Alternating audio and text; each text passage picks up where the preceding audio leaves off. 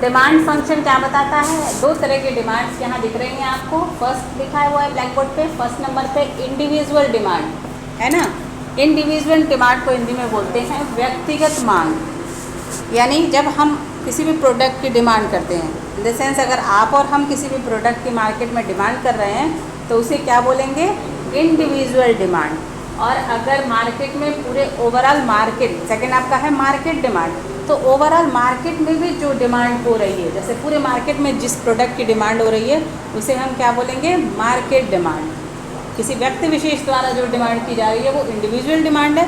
और market in the sense जिसमें पूरी मार्केट को इन्वॉल्व किया जा रहा है, हमारे और आप तक की बात नहीं, पूरे ओवरऑल मार्केट की जहाँ पे हम बात कर रहे हैं उसको क्या बोलेंगे? Market demand. अब आइए फॉर्मूले पे। डी एक्स मतलब डिमांड, किसी पर्टिकुलर एक्स मतलब प्रोडक्ट, एक्स प्रोडक्ट की डिमांड मार्केट में क्या है? किसका फ्रैक्शन? देखिए पहला क्या आपका फॉर्मूला लिखा हुआ है? पी एक्स लिखा हुआ है ना। पी एक्स यानी पी एक्स मतलब प्राइस ऑफ एक्स प्रोडक्ट। यहाँ हम एक एक्स वाई भी कुछ भी आप नाम रख सकते हैं, कोई ज़रूरी नहीं हम एक्स रखें तो आप एक्स ही रखें, आप वाई रख लीजिए। तो particular price of x product, P x को समझिए। पहला सारे वो जो लिखे हुए हैं उनको समझिए। P X in the sense X product की price, P R in the sense related product, related goods की प्राइस, जो एक्स प्रोडक्ट्स है उससे रिलेटेड अगर कोई गुड्स है, उससे संबंधित अगर कोई गुड्स है उसके प्राइस क्या है। फिर है Y in the sense income, एक कंज्यूमर की इनकम क्या है। टी मतलब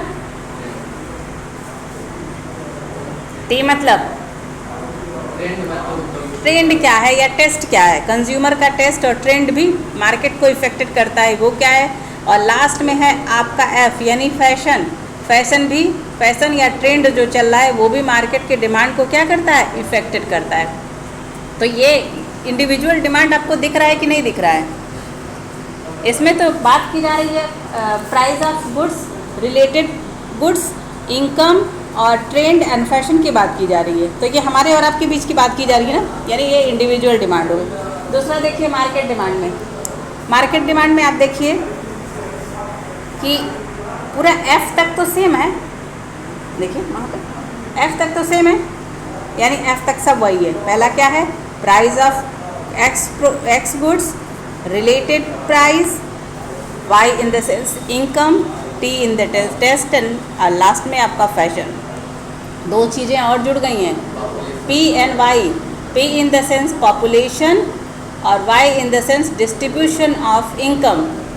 वाई से इनकम यहाँ होता है, तो distribution of income and population. तो जब भी हम पॉपुलेशन की बात करें, ओवरऑल पॉपुलेशन की अगर बात करें तो वो तो मार्केट डिमांड ही हुई ना, हमारे और आपके बीच की बात नहीं हो रही है। ओवरऑल पॉपुलेशन को ले रहे हैं, तो ओवरऑल पॉपुलेशन को ले लिए तो मार्केट डिमांड हो गई कि नहीं।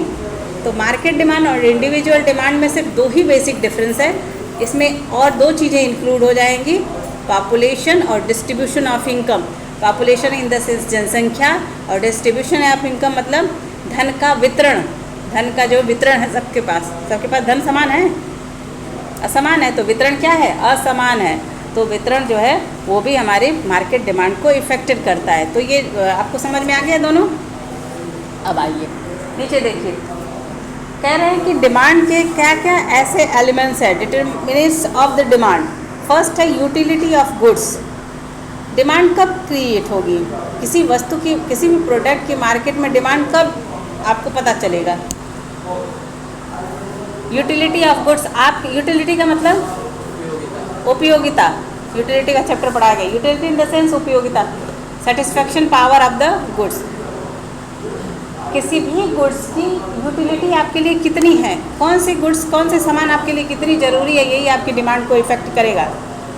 आपके लिए इस समय अगर गर्मी पड़ रही है तो अगर आपको पंखे की ज़रूरत है, पंखे की ज़रूरत है सबको ना, तो यानी कि क्या हुआ, पंखे की मांग इस समय बढ़ेगी कि घटेगी? बढ़ेगी। तो ये किस चीज़ को कर रहा है? Utility of goods. इस समय किस वस्तु की उपयोगिता आपके लिए ज़्यादा है? पंखे की, क्योंकि गर्मी का सीज़न है। तो पंखे, यूटिलिटी ऑफ गुड्स ही किसी भी प्रोडक्ट की मार्केट की डिमांड को इफेक्टेड करती है। अगर यही ये अगर जाड़े का सीज़न होता तो आपको पंखे की ज़रूरत नहीं रहती, फिर आपको उलन कपड़े की ज़रूरत होती, तो वहाँ पे आपके लिए यूटिलिटी उलन कपड़े में दिखता। तो ये यूटिलिटी आपके लिए कितनी है, किस प्रोडक्ट की किस समय आपके लिए यूटिलिटी है यानी उपयोगिता है, वो आपकी मांग को निर्धारित करता है। आपकी डिमांड कैसे निर्धारित होती है कि आपके लिए पर्टिकुलर समय में कौन से प्रोडक्ट की ज़रूरत है। जिस प्रोडक्ट की ज़रूरत आपको ज़्यादा होगी उसकी मांग ऑटोमेटिकली मार्केट में क्या होगी, ज़्यादा होगी, कम होगी, ज़्यादा होगी। अगला होगा सेकंड पॉइंट, देखिए इनकम लेवल। आपकी आय कितनी है, आपकी इनकम कितनी है। आपके पास अगर इनकम ज़्यादा है तो आपकी डिमांड ब्रांडेड प्रोडक्ट की होगी, और अगर आपकी इनकम कम है तो आपकी जो डिमांड होगी वो सामान्य जनरल प्रोडक्ट की होगी। सामान्य वस्तु खरीद के आप काम चला लेंगे, और अगर आपकी इनकम ज़्यादा है तो उस समय आप क्या करेंगे, पर्टिकुलर ब्रांडेड प्रोडक्ट के बारे में सोचेंगे। और इनकम हमारी ज़्यादा है तो हमारी बाइंग कैपेसिटी क्या होगी, बढ़ जाएगी, ऑटोमेटिकली हमारी खरीदने की क्षमता क्या होगी, बढ़ जाएगी। फिर है distribution of wealth. Distribution of wealth यानी धन का वितरण कैसे है। अगर सबके पास धन है तो सबके पास परचेजिंग पावर होगा, लेकिन सबके पास अगर धन नहीं है तो परचेजिंग पावर सबके पास नहीं होगा, किसी के पास परचेजिंग पावर कम होगा और ज़्यादा होगा।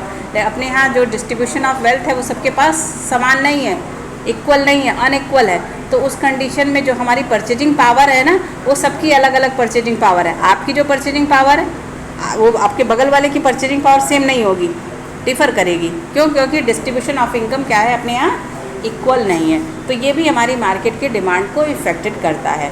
अगला है प्राइस ऑफ गुड्स। किसी भी प्रोडक्ट का दाम कितना है।